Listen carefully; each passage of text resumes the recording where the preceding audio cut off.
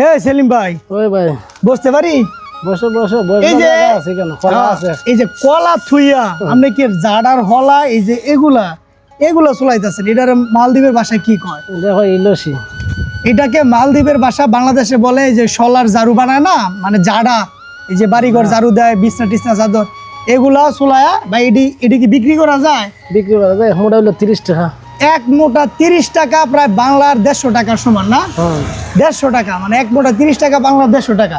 তো এই কলা রাইখা আপনি এই জাডার শলা চুলাইতেছেন, কারণটা কি? এটা তো মনে হয় দোকানে কাস্টমার নাই, খোলা তো আর কেউ নেই না। তো এই সময় মনে করে যদি আমি এক মোটা বানাইতে পারি তো 30 টাকা পাইলাম, তো বাংলার 150 টাকা আমি পাইলাম। এটা কি আপনার এক্সট্রা ইনকাম? এটা এক্সট্রা ইনকাম।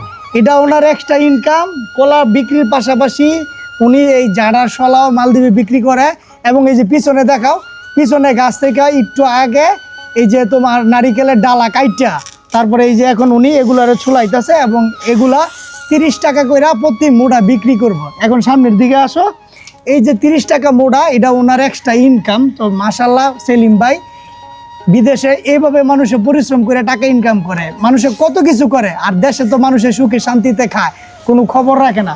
কলা বিক্রি করতেছে, সাথে এই যে জাডার হলা, এটা 30 টাকা মোড়া। তো যারা যারা মালদ্বীপে আসবেন তারা অনেক কিছু শিখতে পারবেন এবং বিভিন্ন জিনিস চাইলে বিক্রি করতে পারবেন। ধন্যবাদ সবাই।